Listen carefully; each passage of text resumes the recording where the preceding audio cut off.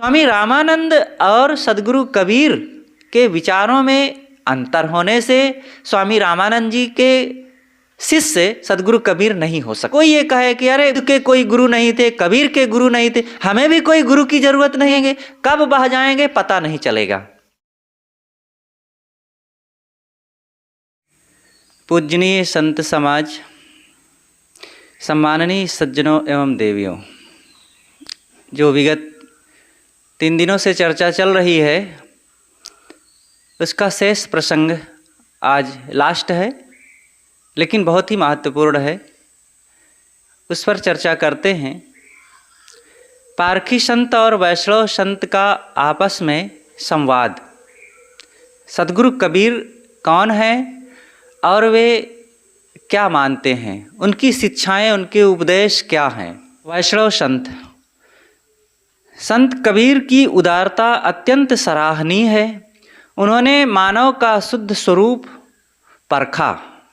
उन्होंने कहा, मानव समान है, विवेक तथा पवित्र आचरण संपन्न व्यक्ति श्रेष्ठ है, अविवेकी तथा आचरणहीन मनुष्य लघु है। जाति वर्ण के नाते कोई छोटा बड़ा नहीं। पारखी संत ने कहा, यही तो मानवता की मांग है कि मानव के बीच में मानव दीवार ना बने। ये जो बीच में कुछ मान्यतावादियों ने ऐसी ऐसी बातें रख रखा है कि मनुष्य मनुष्य को बांट दिया है और इससे लाभ किसी का नहीं हुआ है, नुकसान सबका हुआ है। जिन्होंने बांटा है, हाँ, उनका स्वार्थ का लाभ हुआ है। झूठा अभिमान और बिना कर्तव्य किए सम्मान पाने की भूख बढ़ी है और इससे उनके मन का अभिमान बढ़ करके उनका भी नुकसान ही हुआ है। वस्तुतः मनुष्य केवल मनुष्य है और सबको सद्गुण, सदाचार, सेवा और सदकर्म में लग करके आगे बढ़ने का मौका मिले, सबको समान अधिकार मिले, सबको प्रेम मिले, सबको जीने का पूरा हक मिले और सब निर्भय हो करके इस संसार में जिएं, रहें और जीवन को उत्तरोत्तर परमार्थ की दिशा में आगे बढ़ाकर मन इंद्रियों को संयमित करके आत्म शांति, आत्म सुख का लाभ लें। यही समाज का सबसे बड़ा स्वर्ग है और यही संसार में जीने का सबसे सुंदर तरीका है और यही सदगुरु कबीर चाहते थे। लेकिन जहाँ पर स्वार्थ बुद्धि होती है, भोग बुद्धि होती है, वहाँ पर ये कहाँ होता है। वहाँ जिस किसी प्रकार से दूसरे से अपने आप को श्रेष्ठ बताने की भावना होती है, ये मन का रोग शुरू होता है और इस मन के रोग में फिर दूसरे को दुख देना और अपने मन में मलिनताएं लाना, यही आता है। वैष्णव संत ने कहा, कईयों का कहना है कि कबीर पंथ तो नवीन पंथ है। पारखी संत ने कहा, भाई क्या नवीन है। कबीर पंथ पारक सिद्धांत में जड़ चेतन दोनों वस्तुएं अनादि तथा नित्य मानी जाती है। पुनर्जन्म, बंध मोक्ष, कर्म फल भोग माने जाते हैं। कल्याण की रहनी, दया, क्षमा, शील, सत्य, धैर्य, विचार, विवेक, वैराग्य, गुरु भक्ति आदि दैवी संपदा मानी जाती हैं। अब बताइए, इनमें कौन सी वस्तु नवीन है? सभी तो पुरातन हैं। ये जो सद्गुण हैं, ये सब सदैव से हैं। कोई चीज़ ऐसा नहीं है कि अभी नई नई ये चल पड़ी हैं। दया, क्षमा, सत्य, शील, धैर्य, विवेक, विचार, ये कोई नई चीज़ अभी थोड़े बन गई हैं। ये सदा से दया उतना ही उपयोगी रहा, क्षमा उतना ही उपयोगी रहा। प्रेम की ज़रूरत कब से पड़ गई है? क्या पहले प्रेम की आवश्यकता नहीं थी? ये नया बन गया है। सदगुरु कबीर साहब ने प्रेम के पाठ को पढ़ाया है। उन्होंने जो कह दिया है कि पोथी पढ़ी पढ़ी जगमुआ, पंडित हुआ न कोय, ढाई आखर प्रेम का पढ़े सो पंडित होए। तो ये सद्गुण सदैव से सुख शांति देते रहे और दुर्गुण सदा से दुख अशांति मानसिक पीड़ा ये देते रहे। तो साहब यही कहते हैं कि दुर्गुणों को, जो मन के विकार हैं, अहंकार, आसक्ति, राग, द्वेष और मनुष्य के बीच में जो तेरा और मेरा की भावना है, इन सब को मिटाओ और आपस में प्रेम करते हुए दया, क्षमा, सत्यशील, धैर्य आदि सद्गुणों का वर्ताव करते हुए मन में संयम और त्याग, अनासक्ति और बोध को अपनाओ। यही है सच्ची मानवता। आखिर मनुष्य ये काम नहीं करेगा तो क्या हम गाय, बैल, घोड़ा और पशुओं से आशा करेंगे कि वो मानवता का पालन करेंगे? इसलिए साहब कहते हैं कि जो लोग ये मानते हैं कि कबीर पंथ तो नया संप्रदाय है, नया मत है, नया सिद्धांत है, इसको क्या मानना, वे समझदारी का प्रयोग नहीं करते हैं। कबीर पंथ भले थोड़े दिनों से ये एक, जिसे विचारधारा कहते हैं, सिद्धांत कहते हैं या संप्रदाय कहते हैं, ये थोड़े दिन से है। कबीर साहब 550 वर्ष से हुए हैं। तो ये जो कबीर पंथ एक पद्धति है, ये 500 साल 550 साल से हम कह सकते हैं। लेकिन जो विचार हैं वो शाश्वत हैं, इसको हम नया नहीं कह सकते हैं। ये सदा से हैं, यही पुरातन है, यही सनातन है और यही जीव मात्र की मांग है। और जब तक सभ्यता रहेगी तब तक ये विचार रहेंगे। यद्यपि जीव सदा से है और सदा से जीव की जरूरत है। अच्छा, पानी में शीतलता कब से आई है? आग में उष्णता, गर्मी कब से आई है? वायु में कोमलता और धरती में कठोरता कब से आई है? इसकी कोई सीमा है? अरे जब से धरती है, जब से पानी, आग है, जब से हवा है, तब से उसके ये गुण स्वभाव हैं। इसी प्रकार जीव जब से है तब से इसके अंदर, इसके पास, इसके साथ, इसके लिए इन सद्गुणों की जरूरत है। सद्गुरु कबीर ने बीच में इन बातों को उद्घाटित किया है, जिससे कि पुनः ये मानवता समझ करके उस पथ को अपना सके। जैसे हमारे घर में कोई बर्तन था, हमारे पिता पितामह पर पितामह उसका उपयोग करते थे, लेकिन धर दिए तो रखा ही रह गया। बाद में लोग उसका उपयोग ना किए और उसके ऊपर धूल गर्दे जम गए और लोगों ने उस पर ध्यान नहीं दिया और रखा रह गया। और बहुत दिनों से रखा होने के कारण वो मैला दिखने लगा था। लेकिन फिर से पीढ़ी दर पीढ़ी लोग बढ़ते गए और जाते गए, लेकिन किसी ने देखा कि अरे ये तो बर्तन बहुत अच्छा है, और उसको उठाए, साफ किए, मांजे, उसमें एकदम चमक, ज्यों की त्यों वैसी ही चमक आ गई, नवीनता आ गई और पुनः उसका उपयोग किया जाने लगा और सबको बड़ा लाभ मिलने लग गया। तो क्या कहा जाए, ये नया होने से, नए ढंग से शुरू होने से इसका कोई महत्व नहीं है। सोना चांदी नया पुराना होने से महत्वपूर्ण होता है क्या? अगर नया कोई सोना चांदी ला दे तो उसका उपयोग नहीं किया जा सकता है? अरे नया और पुराने की बात नहीं है, उसकी उपयोगिता का महत्व है। नया घर बने तो उसका महत्व नहीं है, पुराने घर का महत्व होता है। नया भोजन बने तो न खाया जाए, पुराना सड़ा गला ही खाया जाए, तभी उसका लाभ मिलेगा क्या? नया कपड़ा न पहना जाए, नई गाड़ी में न बैठा जाए, ये नया पुराना की बात नहीं होनी चाहिए। बस उसका उपयोग कैसा है और हमारे जीवन में, समाज में उसका उपयोग कितना महत्वपूर्ण है, बस ऐसा समझ करके हमें उपयोग करना चाहिए। नई चीज़ अगर गलत है तो उसको छोड़ देना चाहिए, पुरानी चीज़ गलत है तो उसको छोड़ देना चाहिए। नई चीज़ अगर उपयोगी है, महत्वपूर्ण है, लाभकारी है, उसको सहर्ष अपना लेना चाहिए। पुरानी चीज़ अगर अच्छी है और वो सबके लिए लाभकारी है, बिल्कुल अपनाना चाहिए। तो सदगुरु कबीर हमारे एक संत थे, पूज्य श्रद्धेय संत श्री विमल साहेब जी, जो हमारे गुरुदेव के बड़े गुरु भाई थे।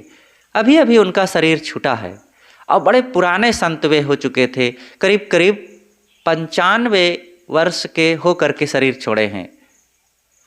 तो वे कहा करते थे देहाती ढंग से, कहा रे भैया, यहाँ आग पहले से जल रही थी और सब उसी में अपनी खिचड़ी पका रहे थे, लेकिन आग हो गई थी मंद और थोड़ा थोड़ा जल रही थी और पतीला में खिचड़ी रखी और भुजभुजा रही थी। कबीर साहब आ गए और लगा दिए ठीक से चैला और धधका दिए आग, और एकदम धधक करके आग जलने लगी और खिचड़ी एकदम पकने लगी ठीक से, और अंदर का सारा कचरा निकल के बाहर निकल गया, आ गया, और खिचड़ी फिर साफ बढ़िया से तैयार हो गई। उनके कहने का मतलब ये था कि ये ज्ञान पहले से था, ये सिद्धांत, ये कल्याण के विचार पहले से थे, लेकिन वो सुप्त रूप में थोड़ा थोड़ा लोग लाभ लेते थे। लेकिन कबीर साहब आए बीच में और वो ज्ञान वैराग्य की, अनासक्ति त्याग की, संयम और साधना की ऐसी आग धधका दिए कि फिर से वो सारी आग जलने के कारण अंदर का सारा कचरा निकल करके बाहर हो गया और फिर एक नयापन आ गया। तो ये नयापन होने से अनुपयोगी नहीं है, वैसे ही उपयोगी है। तो साहब कहते हैं कल्याण की रहनी दया, क्षमा, सत्यशील, धैर्य, विवेक, विचार, वैराग्य, गुरु भक्ति आदि दैवी संपदा मानी जाती हैं। यही तो दैवी संपदा है। और ये दैवी संपदा के जो लक्षण हैं 26 लक्षण गीता में बात आई है। गीता में 26 दैवी लक्षण को गिनाया गया है। सदगुरु विशाल साहब ने 29 लक्षण को गिनाया है और कबीर साहब जी ने गिनाया नहीं, लेकिन कहा है बीच बीच में उनके। देखो एक वचन है, याद नहीं आ रहा है, तो सदगुरु कबीर ने इसके बारे में ठीक से कहा है। अब बताइए इसमें कौन सी वस्तु नवीन है, कौन सी पुरातन है? मूल वस्तुएं तो अनादि ही होती हैं, इनका आविष्कार भले नवीन हो तो क्या वह उपादेय नहीं है? आविष्कार नया होने से उसका उपयोग नया नहीं हो जाएगा, उसका लाभ नया नहीं हो जाएगा, वो सदा रहेगा, सदा से है सदा रहेगा। नवीन विज्ञान द्वारा आविष्कृत सैकड़ों वस्तुएं, रेल, मोटर, वायुयान, टेलीविजन, रेडियो, तार, विद्युत आदि क्या हर्षपूर्वक उपयोग नहीं किए जा रहे हैं? हाँ, कबीर पंथ नवीन होने से वर्तमान युग के लिए अत्यंत उपादेय है और इसकी बातें ऐसी ठोस है कि ये सदैव के लिए उपादेय रहेंगी, उपयोगी रहेंगी। इसलिए नवीनता और पुरातन का चक्कर छोड़ करके जो कल्याणकारी है उसका सबको सहर्ष जीवन में उपयोग करना चाहिए। वैष्णव संत ने कहा, अच्छा आप लोग कबीर साहब को स्वामी रामानंद का शिष्य क्यों नहीं मानते? पारखी संत ने कहा, आप जानते ही हैं कि सदगुरु कबीर की मौलिकता पारक सिद्धांत में है और यह स्वामी रामानंद जी के पास नहीं था। अतएव पारक सिद्धांत सदगुरु कबीर का आविष्कार होने से वे स्वयं गुरु थे। हाँ, इस आविष्कार के पहले प्रथम अवस्था में वे स्वामी जी को गुरु माने हो तो कोई आश्चर्य की बात नहीं है, ऐसा हो सकता है। मनुष्य के पहले अनेक गुरु होते ही हैं, परंतु उसके सिद्धांत का तो कोई एक विशेष गुरु होता है। देखिए, स्वामी रामानंद और सदगुरु कबीर के विचारधारा में बहुत अंतर है, जमीन और आसमान का अंतर है। राम उपासक स्वामी जी भी हैं और कबीर साहब भी हैं, लेकिन स्वामी जी का जो राम है वो दशरथ पुत्र अयोध्याधीश श्री राम हैं। और सदगुरु कबीर का राम घट घट वासी आत्मा राम है। दिल मा खोज दिलहि मा खोजो इह करी मा रामा, घट घट में जो रम रहा है सोई मेरा राम। तो दोनों में कोई तुलना ही नहीं है। स्वामी जी की जो बातें हैं वो मनुष्य मनुष्य में ऊंच नीच मानते हैं, और सदगुरु कबीर कहते हैं कि सभी मनुष्य समान है, को ब्राह्मण को शूद्र। कौन ब्राह्मण है कौन शूद्र है? एक ही धरती पर सब रह रहे हैं, एक ही हवा का सब उपयोग कर रहे हैं, एक ही सूरज चांद का सब लोग उपयोग कर रहे हैं, और फिर कौन हिंदू है कौन मुसलमान है? देखिए, कबीर के विचारों में बहुत उदारता है, और मूल जो मानवता का या शाश्वत स्वर है जो प्रकृति का, साहब उसको उद्घाटित करते हैं। लेकिन स्वामी जी में ऐसी बात नहीं है। सदगुरु कबीर के विचारों में मानव मात्र का कल्याण समाया हुआ है। धरती पर रहने वाले कोई भी मनुष्य होंगे, सबके लिए सदगुरु कबीर के विचारों में कल्याण की संभावना है, और सबको वे समेट लेना चाहते हैं अपने में। स्वामी जी में ऐसी बात नहीं है। इसलिए स्वामी रामानंद और सदगुरु कबीर के विचारों में अंतर होने से स्वामी रामानंद जी के शिष्य सदगुरु कबीर नहीं हो सकते हैं। सदगुरु कबीर का अपना विवेक ही उनका गुरु है। इस धरती पर जो इतिहास की पकड़ में आते हैं, दो ऐसे महापुरुष हुए हैं जिनके कोई विशेष दीक्षा देने वाले या उनको पूरी तरह से शरण में लगा करके उपदेश दे करके शिष्य रूप में बनाने वाले कोई गुरु नहीं हुए हैं।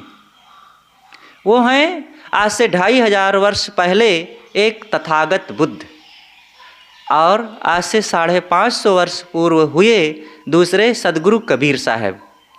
इन दोनों महापुरुषों के कोई गुरुदेव नहीं थे जिनसे वे विधिवत दीक्षा ले करके और उनकी चरण शरण में लग करके अपना कल्याण किए हों। दोनों ने स्वयं अपना रास्ता चुना है, और वो मानवता का, आत्मकल्याण का और शाश्वत जो सत्य का स्वर है उन्होंने खुद अनुसंधान किया है। जैसे बुद्ध की बात कहें तो बुद्ध पहले आलार कालाम और उद्दक रामपुत्र और भी अनेक महापुरुषों के पास रह करके प्रारंभिक काल में उनसे शिक्षाएं प्राप्त किए थे, लेकिन उन सब से उनको पूर्ण बोध नहीं हुआ था। कौंडिल्य, देखिए, पहले उन्होंने सिद्धार्थ को पढ़ाया था। जो संसारी विद्या होती है, कौंडिल्य ने तथागत बुद्ध को शुरू में पढ़ाया था, और जब सिद्धार्थ साधना करने लग गए और उधर कौंडिल्य भी साधक हो गए थे, तो दोनों एक साथ तपस्या करने लग गए। और भी कुछ तपस्वी थे, कौंडिल्य थे और इधर सिद्धार्थ भी एक साथ तपस्या में लग गए। और फिर तपस्या करते करते देखे, सिद्धार्थ ने देखा कि इसमें भी पूर्णता नहीं मिल रही, संतोष नहीं हो रहा है। तो फिर उन्होंने कुछ और अनुसंधान किया और उनके अंदर में वो तेज झलकने लग गया, बुद्धत्व की प्राप्ति हुई। और कौंडिल्य तथा उनके और पूर्व के जो साथी थे 5, उन्होंने देखा कि बुद्ध का कुछ अलग ही तेज है, सिद्धार्थ का कुछ अलग ही तेज है। पहले तो उनका मजाक किए और बाद में देखे कि नहीं, इनमें तो कोई एक सच्चाई झलक रही है जो हम में नहीं है, और फिर उनकी शरण में आ गए। ये क्रमिक जुड़ाव आगे बढ़ता गया। पहले शिष्य के रूप में थे सिद्धार्थ, बाद में मित्र के रूप में हो गए, और बाद में अंतिम में गुरुदेव के रूप में हो गए। उनकी शरण में आकर के कौंडिल्य ने वो शिक्षा प्राप्त की जो बुद्ध ने अनुभव किया था। तो बुद्ध के कोई गुरु नहीं थे, उन्होंने स्वाभाविक धीरे धीरे अनुसंधान किया, सत्य की खोज किया और फिर उसका अनुभव किया, और जो अनुभव किया फिर उसी का उपदेश दिया। लेकिन प्रारंभिक काल में उन्होंने बहुतों से सीखा। कोई ये कहे कि अरे बुद्ध ने नहीं सीखा किसी से, बुद्ध के कोई गुरु नहीं थे, कबीर के गुरु नहीं थे, हमें भी कोई गुरु की जरूरत नहीं है, हम भी ऐसे, इस अहंकार में ना पड़े। ऐसे में काम नहीं चलेगा। बिना किसी मार्गदर्शक के, बिना किसी की शरण में गए कल्याण नहीं हो सकता है। इतनी सामर्थ्य बुद्ध जैसी, कबीर जैसी, और उनकी नकल करके हम अपने जीवन में अपनाने लगेंगे, कब बह जाएंगे पता नहीं चलेगा। इसलिए सदगुरु कबीर ने कहा है कि कीवल छूटे आपनो कीरे छुड़ावे पीऊ, बहुबंधन से बांधिया एक बिचारा जीव, कीवल छूटे आपनो कीरे छुड़ावे पीऊ। ये जीव अनादिकाल से बहुत बंधनों में, वासनाओं में, दोष दुर्गुणों में बंधा हुआ है।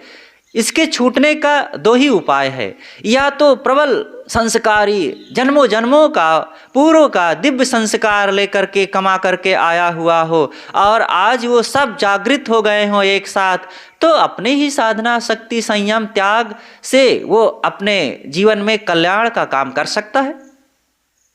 या तो कीर छुड़ावे पीयू, या तो कोई बोधदाता सदगुरु हो। यहाँ पीयू का अर्थ कोई परोक्ष में ना कल्पना करे कि कोई ईश्वर भगवान ब्रह्म परमात्मा आकर के उसको छुड़ा लेगा, अपने धाम में ले जाएगा विमान पर बैठा करके, ऐसा कोई नहीं है। यहाँ पीयू का मतलब है सदगुरु। या तो स्वयं साधना करके आत्मबोध में ठहर करके काम करे, या तो किसी सदगुरु की शरण में लग करके उनसे मार्गदर्शन प्राप्त करके कल्याण का काम करे।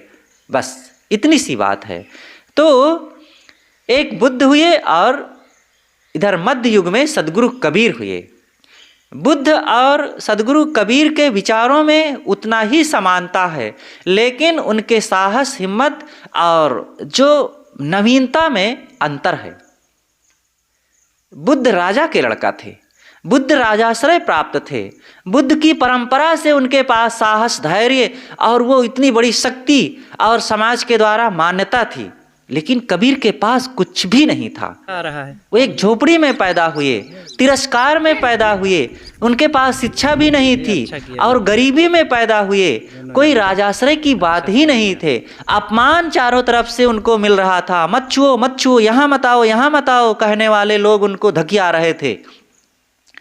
लेकिन ऐसी साधारण स्थिति से निकल करके, और जिनको किसी ने नहीं पढ़ाया, न मुल्लाओं ने न पंडितों ने, और जिनके पास धन रुपए पैसे की कोई सुविधा ही नहीं थी, जिनको रहने के लिए एक छोटा सा कमरा भी नहीं था, झोपड़ियों में गुजारा होता था, और जिनके पास प्यार सम्मान देने वाला एक भी व्यक्ति नहीं था, वो अपने उन गरीबों के बीच में रह करके और स्वयं अपने जीवन में वो साहस, हिम्मत, ज्ञान, साधना, त्याग, वैराग्य अपने अंदर में उत्पन्न करके हजारों नहीं लाखों के मसीहा बने।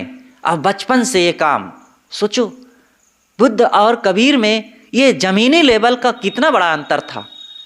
बुद्ध को तो गोद में उठाने वाले लाखों लोग थे, उनको तो बादशाह सम्राट बनाने वाले उनके पिता ही राजा थे, और उनको सारा हिम्मत, सारी शक्ति मिली। लेकिन कबीर को किसने दिया?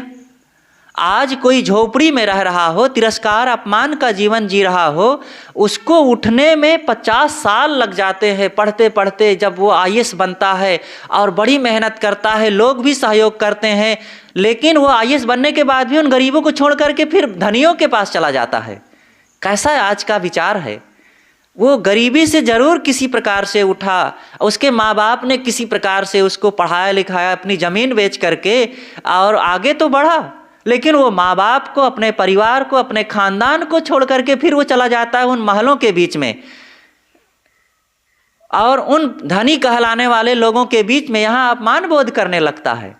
लेकिन कबीर ऐसी मिट्टी के बने थे कि वे जमीन पर रहे, जमीन पर पैदा हुए, जमीन पर जिए, जमीन पर रहने वाले लोगों के साथ रहे और जमीनी स्तर की बात किए, और ऐसे फौलादी विचार कि उन विचारों से, उनकी हुंकार से बड़े बड़े पत्राधारी, बड़े बड़े विद्वान, बड़े बड़े पंडित, बड़े बड़े शेख और बड़े बड़े वो मौलवी वो कांप गए। उनके पास जुबान नहीं रह गई कि कबीर को दबा सके। दबाने का बहुत प्रयास तो किया गया लेकिन न दबा सके। और स्वामी रामानंद जी के विचार उन्हीं विचारों में से थे। वो कुछ लोगों का पृष्ठपोषण कर रहे थे, कुछ लोगों को जो पूर्व परंपरा से बात चली आ रही थी कि एक वर्ग जन्म से श्रेष्ठ होता है, बिना कर्म किए, बिना संयम सदाचार अपनाए ही वो जन्म से महान है क्योंकि वो ब्राह्मण है। और एक चाहे जितना महान हो जाए, चाहे जितना गुणवान हो जाए, चाहे जितना त्याग तपस्या में आगे बढ़ जाए, लेकिन कहते हैं अरे है तो वही जाति का ना, है तो नीच ही ना। और उसको ऐसा कह करके सारी महानता पर पानी फेर दिया जाता है, पर्दा डाल दिया जाता है। और स्वामी रामानंद जी में ये बातें थी। कबीर जब उनके पास मिलने गए तो स्वामी रामानंद जी ने अपने शिष्य से कहा कि शिष्य ने कहा कि गुरुदेव, एक कबीर नाम का व्यक्ति आपसे मिलना चाहता है। कहे वो कौन है? कहे जुलाहा है। करे कह दो चला जाए, मेरे पास मिलने के लिए क्यों आ रहे हैं? नहीं नहीं, वो बड़ा तेज है, बड़ा योग्य है और लोगों से वो बहुत बातें करते हैं। आपके एक शिष्य हमारे गुरु भाई को भी उन्होंने बातों में निरुत्तर कर दिया है और आपके दर्शन करना चाहते हैं, मिलना चाहते हैं। अब इतनी बात से तो स्वामी जी तो कांप गए। और मेरे एक शिष्य, उस शिष्य को उन्होंने जवाब ऐसा दिया कि वो चुप हो गए। तो मिलना तो पड़ेगा, बात तो करना पड़ेगा। ठीक है बुला लाओ, लेकिन ध्यान रखना पर्दा डाल देना, उसका चेहरा ना दिखे सामने। मैं बातें कर लूंगा उससे लेकिन चेहरा ना दिखे। जुलाहे का चेहरा देखना अशुभ होता है, वो नीच होता है। ये बात थी स्वामी जी में। और कबीर साहब में, कबीर साहब कहते हैं तहिया हम तुम एकै लोहू, एकै प्राण भी आपे मोहू। कबीर साहब कहते हैं कि पहिर जनेऊ जो ब्राह्मण होना मेहरी क्या पहिराया। कबीर साहब कहते हैं गायत्री युगचार पढ़ाई, पूछो जाई मुक्ति किन पाई। साहब कहते हैं एक त्वचा हाड़ मलमूत्रा, एक रुधिर एक गुदा, एक बूंद से सृष्टि रची है, को ब्राह्मण को शूद्रा। अरे जिसे ब्राह्मण कहते हैं और जिसे शूद्र कहते हैं, दोनों के शरीर में एक प्रकार की चमड़ी है और एक ही प्रकार का खून है, एक ही प्रकार का हड्डी और मांस है और दोनों के शरीर में एक ही समान मलमूत्र भरा हुआ है। कौन ब्राह्मण है, कौन शूद्र है, कौन ऊंच है, कौन नीच है? ये कबीर का विचार है। इसलिए कबीर साहब स्वामी जी को किस आधार से गुरु माने? और स्वामी जी जड़ उपासक हैं। उनके केंद्र में महाराज श्री राम हैं और महाराज श्री राम आज तो नहीं है, उनकी मूर्ति बना करके वे पूजते हैं। और वो मूर्ति कोई उपदेश देने वाली है? मूर्ति कोई हमें आत्मबोध, आत्मज्ञान और जीवन पथ पर चलने के लिए कोई शिक्षा प्रेरणा देने वाली है? लेकिन कबीर साहब आत्मज्ञान के उपासक हैं, आत्म तत्व का उपदेश करने वाले हैं और सबके दिलों में जो बैठा हुआ एक चेतन तत्व है उसको उद्घाटित करके कहते हैं तुम अपने को पहचानो। स्वामी जी के विचारों में वे किसी दूसरे को श्रेष्ठ कहते हैं और सदगुरु कबीर के विचारों का मूल है कि तुम खुद श्रेष्ठ हो, तुम अपने को पहचानो। इसलिए दोनों में बहुत अंतर है। यदि स्वामी रामानंद जी को कबीर साहब का गुरु मान लेते तो वैष्णव तथा पारखी समाज का भाईचारा बना रहता।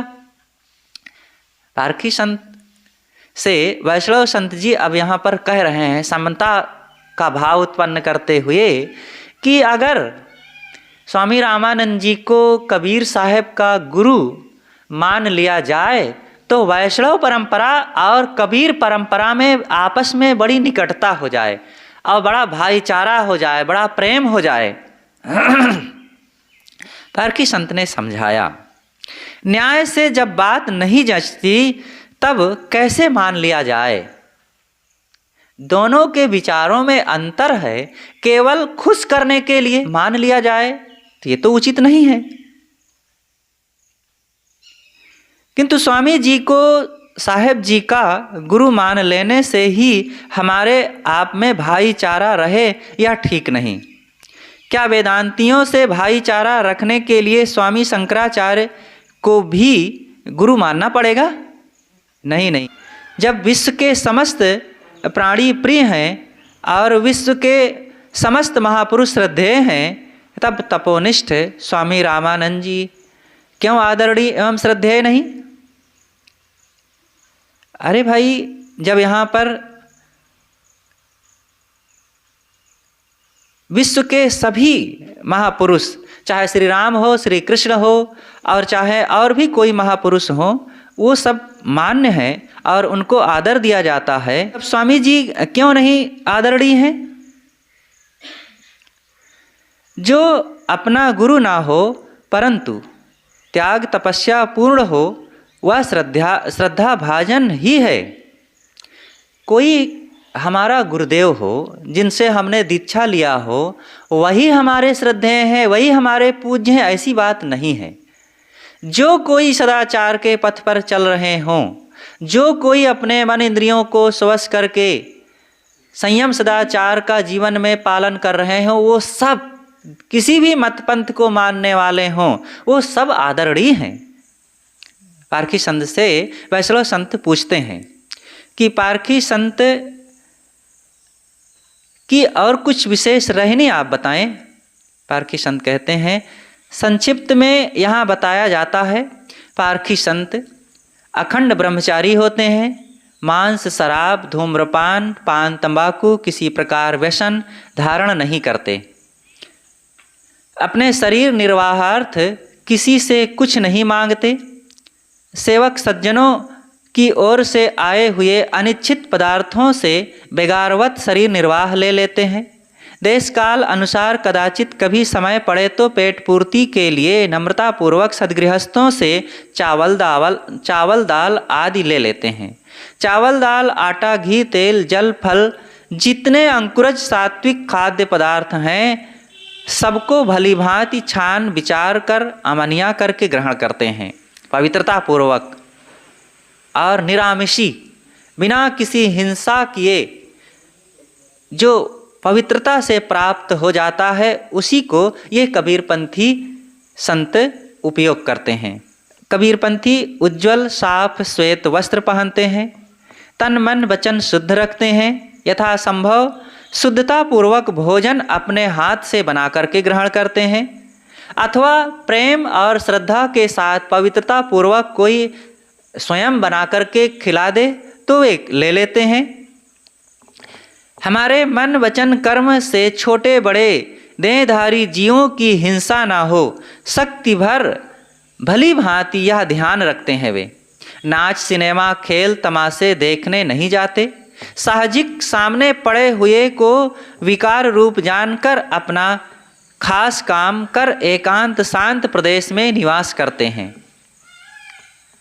किसी मत का अनुचित खंडन ना कर अधिकारी अनुसार सबके हित की शिक्षा देते हैं।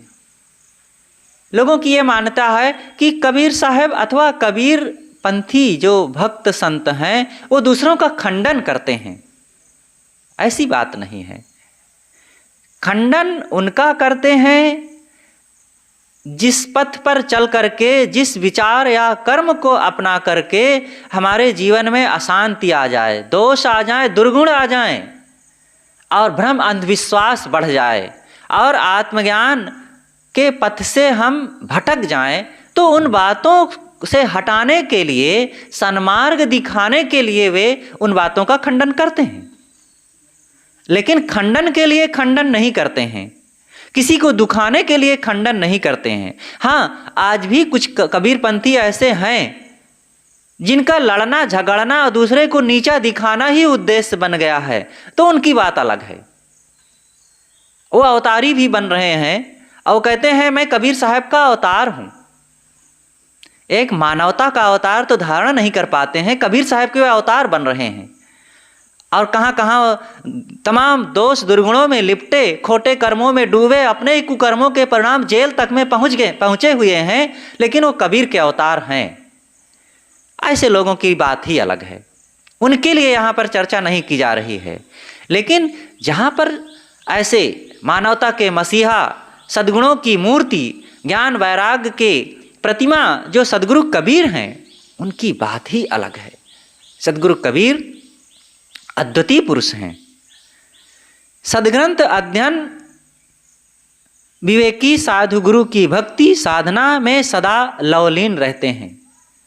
जो कबीर के अनुयायी हैं या सद्गुरु कबीर के विचारों को मानने वाले जो संत साधक हैं, उनका जीवन कैसा होता है? वे सदग्रंथ अध्ययन करते हैं।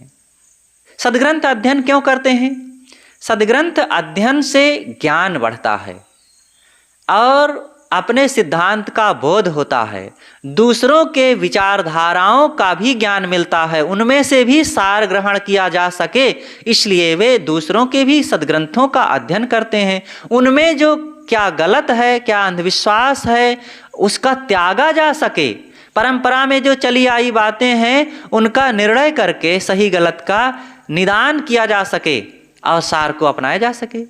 कबीरपंथी संत भक्त सारग्राही होते हैं। सदगुरु कबीर ने खुद कहा है, सार सार को गही रहे थोथा दे उड़ाए, साधु ऐसा चाहिए जैसा सूप सुभाए, सार सार को गही रहे थोथा दे उड़ाए। गुरु न्याय के विरुद्ध कोई भी कर्तव्य वे नहीं करते। एक नियम होता है, एक सिद्धांत होता है, जिस राह पर चल करके ही स्व और पर का कल्याण होता है, और उसे हम एक शब्द में कहें तो गुरु न्याय, गुरु निर्णय वचन जो है, जो सिद्धांत है, उसी पर वे चलते हैं।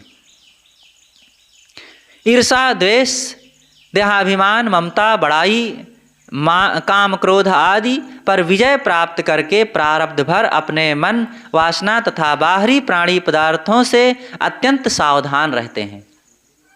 तमाम जो दुर्गुण हैं उन सबको त्याग करके वे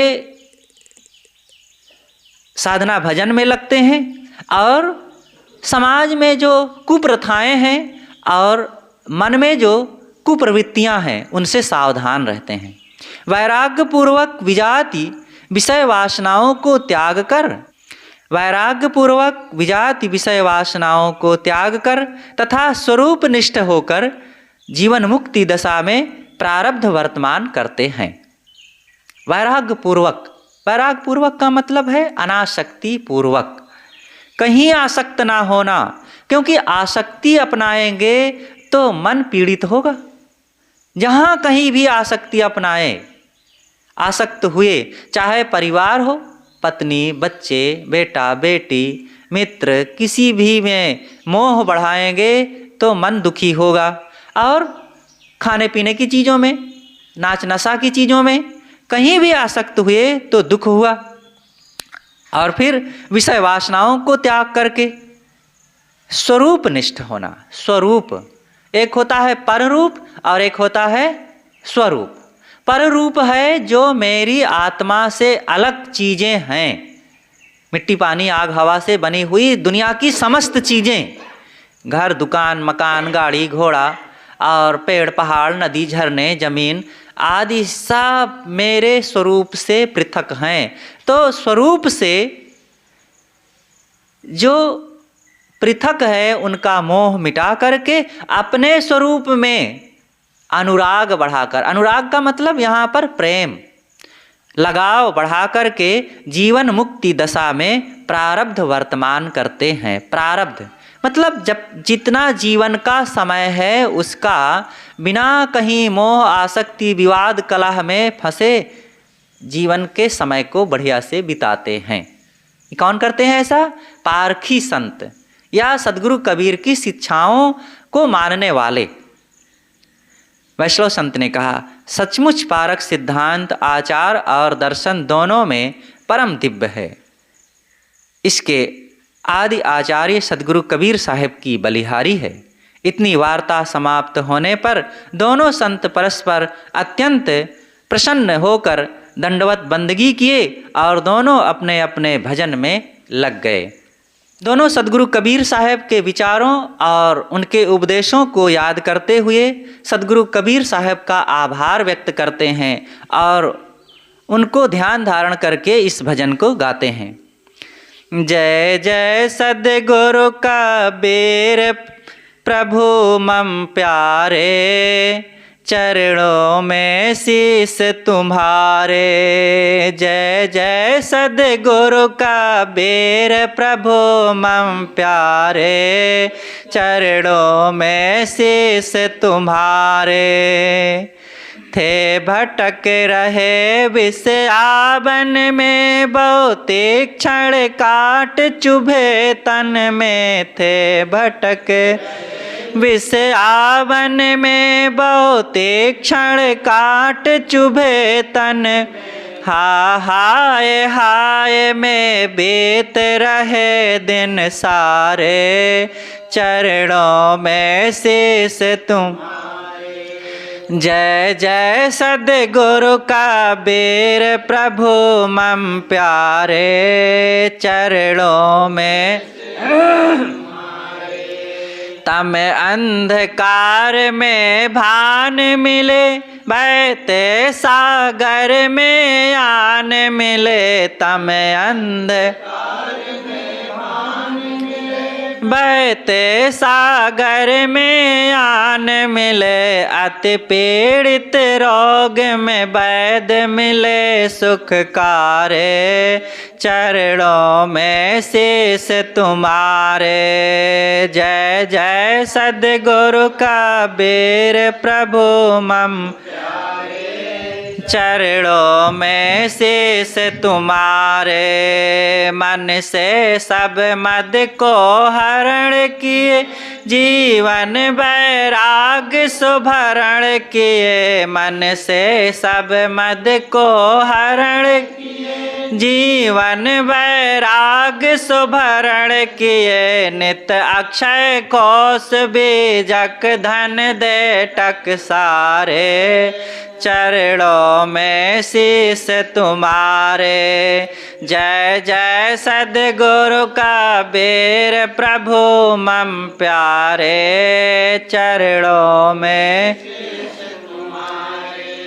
जीवन मेरा सुखमय होवे, मन रुज सुख आशा क्षय होवे। जीवन में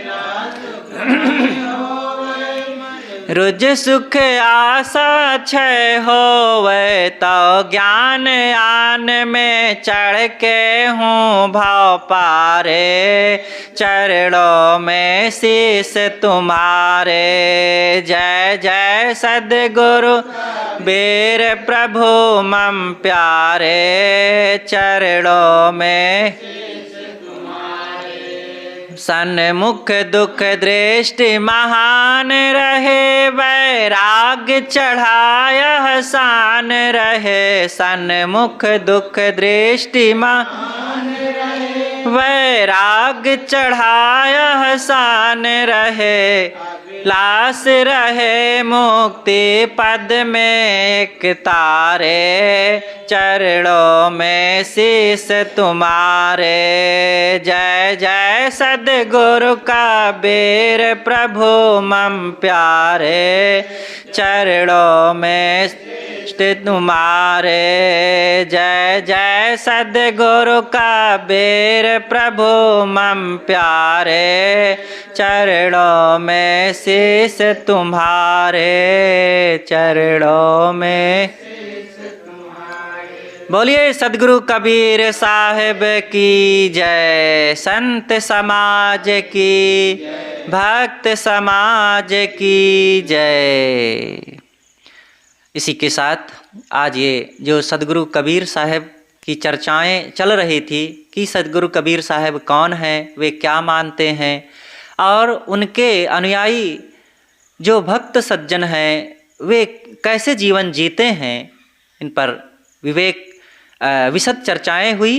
और वो चर्चाओं का आधार था एक पारखी संत और एक वैष्णव संत का आपस में संवाद। वैष्णव संत ने पारखी संत से जो पूछा अनेक प्रश्न के रूप में, पारखी संत ने सदगुरु कबीर साहब और कबीर के अनुयायी तमाम उन संतों भक्तों और उसके बीच में जो आई हुई तमाम शास्त्रों की घटनाओं को, उनके उदाहरणों को सबको पेश किया और बहुत ही मनन करने योग्य है। और समय से हम इन सब का मनन चिंतन करते रहें, जीवन में आत्मसात करें। यही कबीर के उपदेश और उनके विचारों से हम सबको लाभ मिलता है कि सारे भ्रम आडंबरों से निकल करके जीवन के शांति सदाचार सद्गुण और स्वरूप स्थिति के प्रांगण में आकर के जीवन का पूरा लाभ लें और कल्याण को प्राप्त करें। बस बोलिए सद्गुरुदेव की जय।